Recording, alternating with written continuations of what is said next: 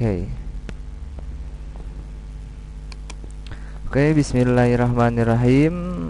Di sini saya akan memberikan tutorial bagaimana cara mengecek spesifikasi sebuah laptop atau komputer ya. Caranya sangat mudah. Teman-teman di keyword klik Windows R. Ada dua cara ya. Yang pertama ada XDiag, selanjutnya adalah CMD. Kita akan menggunakan DXDiag terlebih dahulu, guys. Oke, kita klik OK. Tunggu sebentar, sabar. Ya, sudah muncul. Di sana teman-teman bisa mengecek spesifikasi laptop teman-teman atau komputer ya. Di sana dari sistem, display, sound 2, input, semuanya komplit. Oke, cara yang berikutnya. Oke, kita masih cara yang pertama sama Windows sama R bersamaan. Selanjutnya CMD. Oke. Enter. Nah, teman-teman di sini harus mengetik ya. System info. Kalau udah teman-teman enter, nunggu proses loadingnya terlebih dahulu.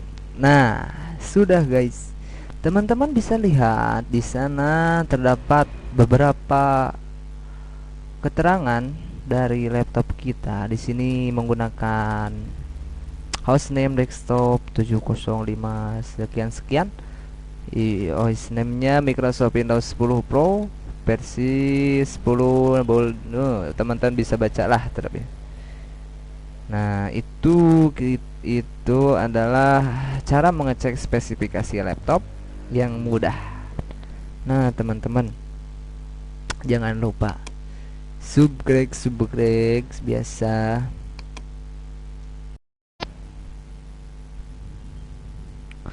Oke, bismillahirrahmanirrahim. Oke. Selanjutnya saya akan membahas ya macam-macam perangkat keras yang ada dalam dunia perkomputeran. Yang pertama di sini teman-teman bisa lihat ini namanya adalah mainboard atau motherboard. Jadi mother itu adalah induk, ibunya. Adalah bagian komputer yang paling utama. Kenapa paling utama? Karena berisi sistem atau BIOS, Basic Input Out System. BIOS itu adalah singkatan ya. Apa? Basic Input Output System. Jadi tempat masuk dan keluarnya sebuah sistemnya adalah pengatur koneksi input output. Jadi input masuk, out adalah keluar. Nah, teman-teman,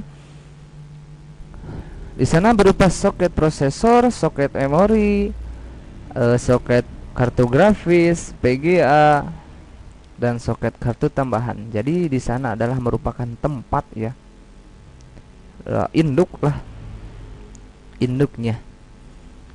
Beberapa merek motherboard yang terkenal adalah Asus, Gigabit, apalagi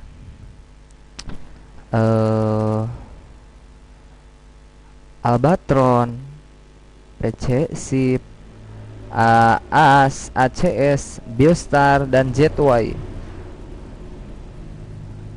Bahkan harganya pun tergantung dari spesifikasinya ya. Selanjutnya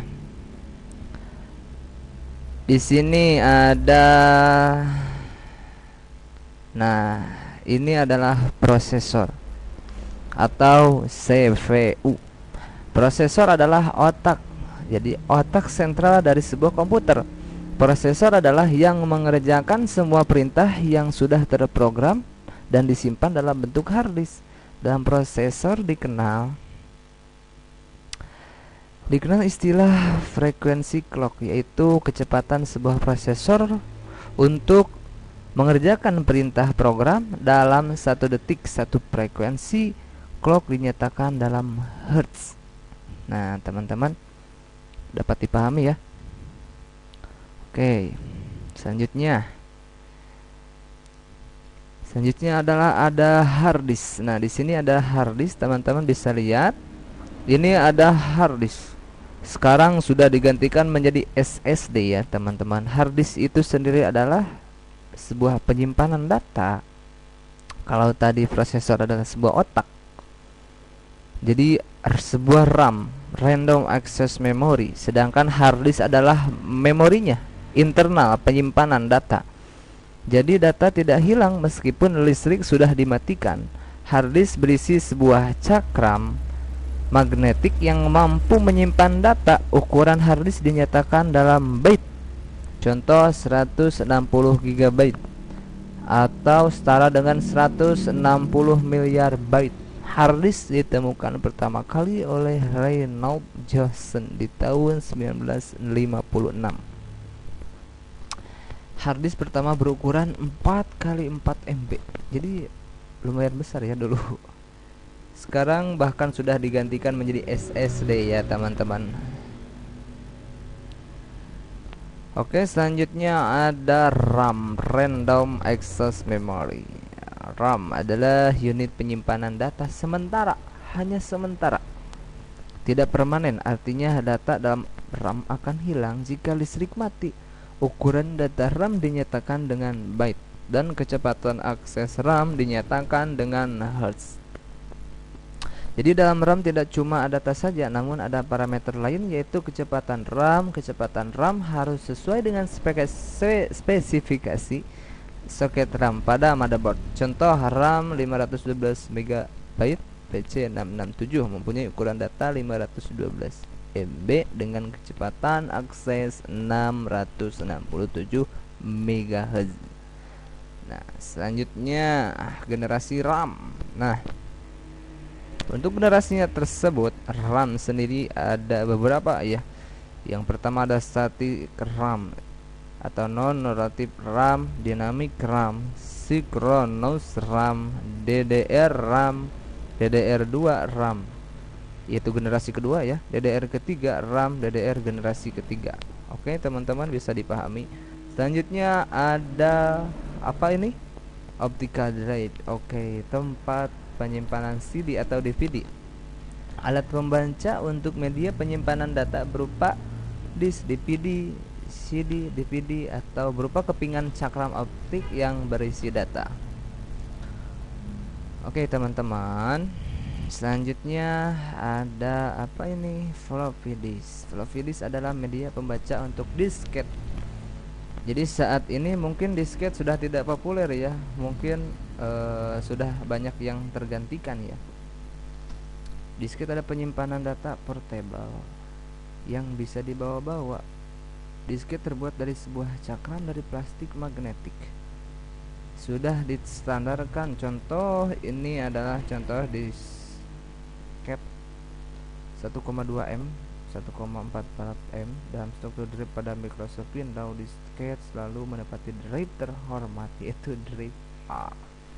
Ya, bahkan akan tetapi kita sudah jarang lihat ya yang seperti ini. Oke, berikutnya ada PGA card, kartu grafis. PGA adalah singkatan dari Video Graphics Array.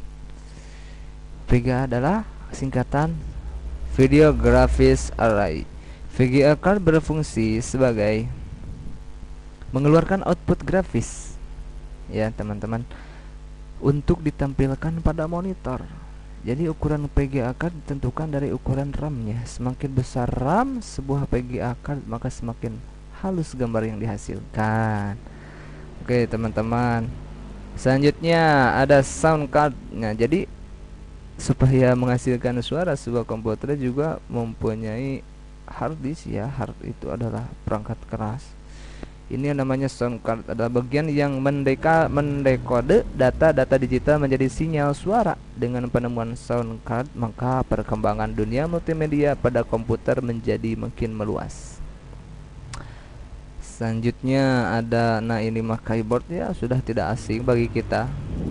Sebuah papan ketik yang berisi semua model huruf, angka, karakter, dan tanda baca yang menjadi sarana bagi pengguna komputer dalam memasukkan data ke komputer ya.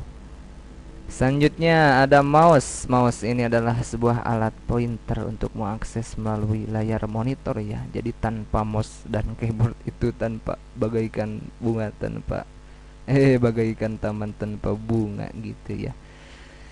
Karena gimana ya, kalau tidak ada mouse gitu susah. Mungkin sekarang udah ada teknologi pakai kedipan mata ataupun pakai menggunakan naluri ya. Tapi kapan itulah, itu mah hanya halusinasi. Selanjutnya, oke lanjutkan, ini ada monitor ya. Berasa tidak mungkin membeli laptop tanpa monitor. Media tampilan gambar hasil output dari PGA card ya. Dahulu monitor komputer dimulai dengan monitor tabung hitam putih, tapi sekarang sudah canggih ya guys, sudah Android, bahkan sudah digital. Ada CGA, PGA dan SPGA. Dulu itu mah ya.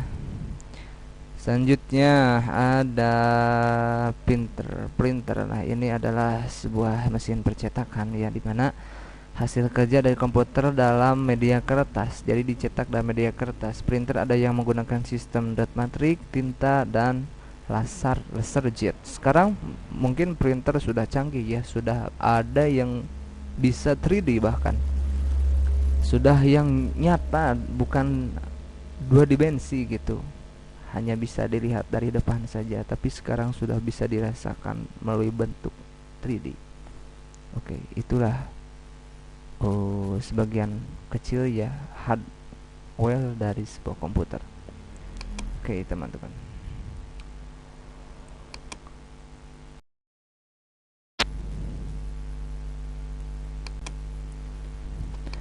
oke tadi kita sudah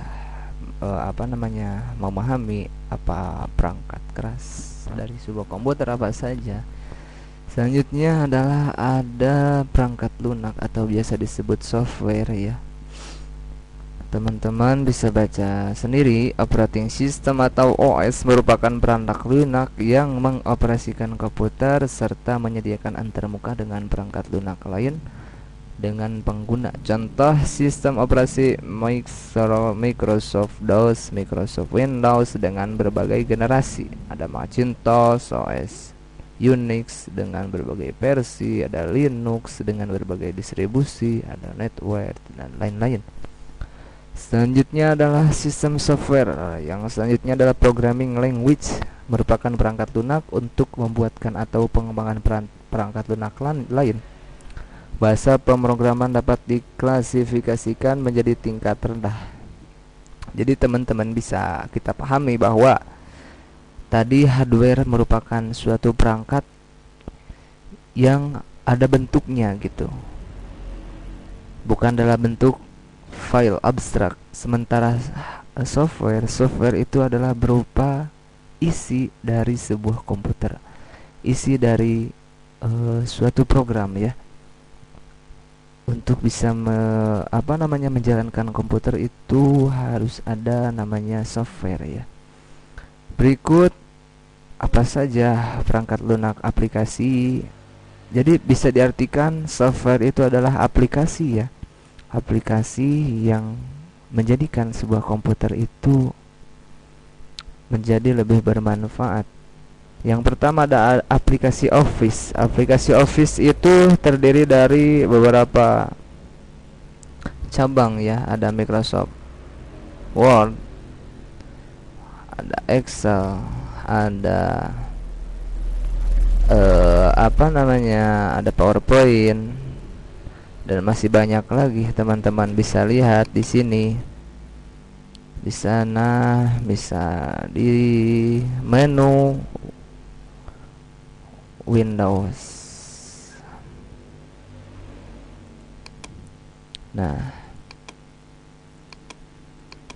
di sini teman-teman banyak dari kita akan menemukan macam-macam dari aplikasi Office. Perangkat lunak aplikasi perkantoran yang umum adalah proses kata dan proses table. Memproses kata umum digunakan untuk menggantikan tugas pengetikan yang sering dilakukan. Tadi sudah dibahas ya. Selanjutnya ada aplikasi multimedia. Jadi software yang selanjutnya ada aplikasi multimedia. Saat ini sangat banyak yang beragam. Dikatakan multimedia karena selain penggunaan media teks, apalagi aplikasi ini dapat memproses atau menampilkan dalam bentuk yang lain, yaitu dalam gambar, suara, dan film. Aplikasi multimedia sangat berkaitan dengan format data yang digunakan. Aplikasi multimedia umumnya dipisahkan lagi menjadi aplikasi yang digunakan untuk membuat, yang hanya digunakan untuk menampilkan, dari aplikasi pengaturan. Oke, berikutnya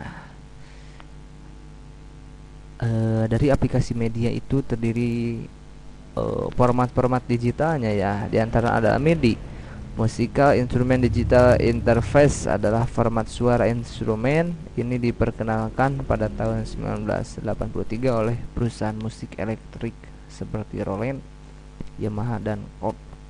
Selanjutnya ada MP3, sudah tidak asing ya. Selanjutnya ada MPG, Moving Pictures Experts Group, merupakan format yang disusun oleh ahli dari berbagai penjuru dunia untuk format multimedia. Ada AVI, ada QuickTime. Selanjutnya ada aplikasi internet. Nah, aplikasi internet ini terdiri dari beberapa macam.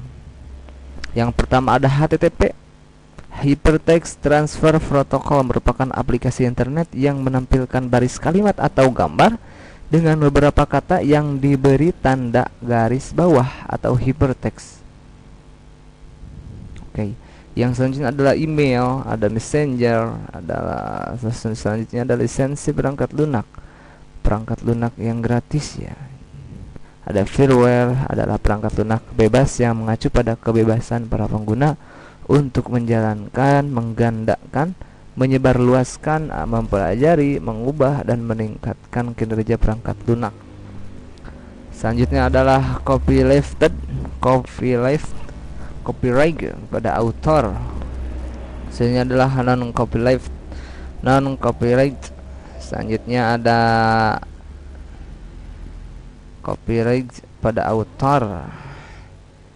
Selanjutnya berangkat lunak dengan hak cipta open source, adalah sistem pengembangan yang tidak dikoordinasi oleh suatu orang atau lembaga pusat, tetapi oleh para pelaku yang bekerja sama dengan memanfaatkan kode sumber source code yang tersebar dan tersedia bebas, biasanya menggunakan fasilitas komunikasi internet. Oke, istilah-istilahnya adalah adware, varian dari firmware yang menampilkan iklan pada tampilan software, umumnya berupa banner. Contohnya adalah Godzilla, Jet Audio, Audera Pro, atau Opera. Sekarang sudah dikuasai oleh Google ya. Spyware, bahkan Opera juga menggunakan Google itu. Spyware, suatu istilah untuk menyebut software yang membonceng sebuah adware yang bertugas mendownload iklan untuk ditampilkan pada adware tersebut. Ada Nagware, teman-teman bisa dibaca, menampilkan layar peringatan setiap digunakan. Ada Stripware, varian dari firmware yang menawarkan versi gratis dari software komersial dengan fasilitas yang terbatas.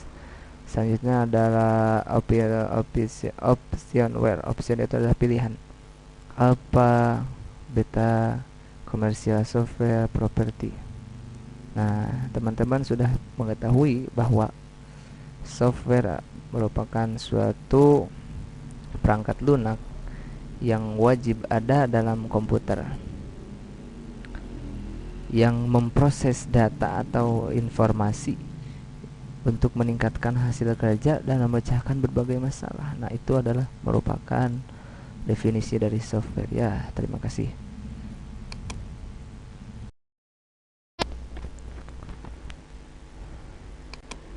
Oke, selanjutnya kita akan bagaimana caranya mengecek kecepatan internet yang kita sedang gunakan ya. Teman-teman bisa diketik speed test.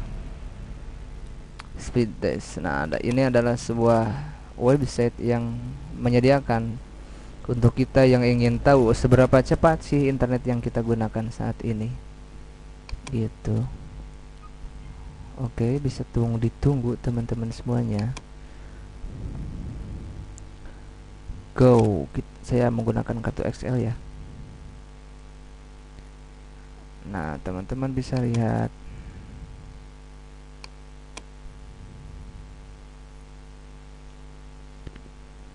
Masih loading ya.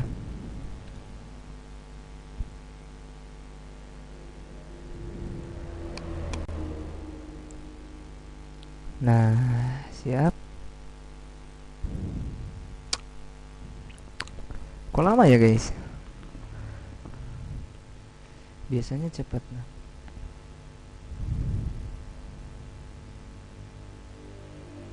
Nah, ini untuk mengunduhnya ya.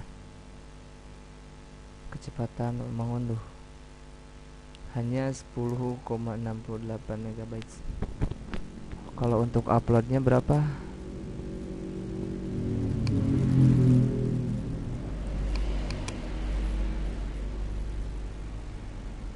Nah, untuk upload sedang dihitung.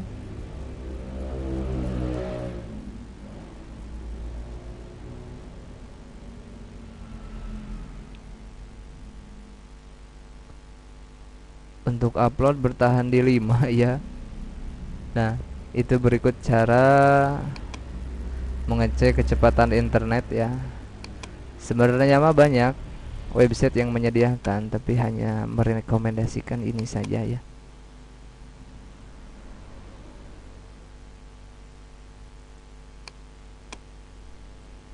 Oke, sekian. Oke. Oke, selanjutnya saya akan memberikan tutorial bagaimana cara mengecek IP address komputer ya. Jangan berlama-lama teman-teman, langsung klik saja Windows plus R. Di sana CMD. Teman-teman klik CMD. Kemudian klik OK. Selanjutnya teman-teman klik perintah kontrol di sini ya. IP config.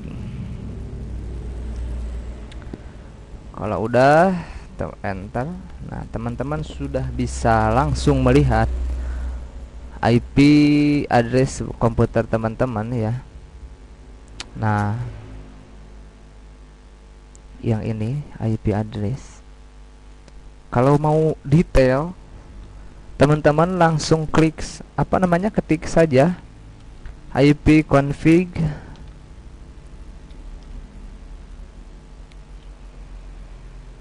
garis miring all itu semua ya. Nah, teman-teman sudah muncul semuanya secara instan. Teman-teman bisa lihat sendiri. Ini adalah cara mengecek IP address komputer atau laptop teman-teman ya. IP address. Nah, detail semuanya. Oke, begitu. Jangan lupa like, comment, subscribe.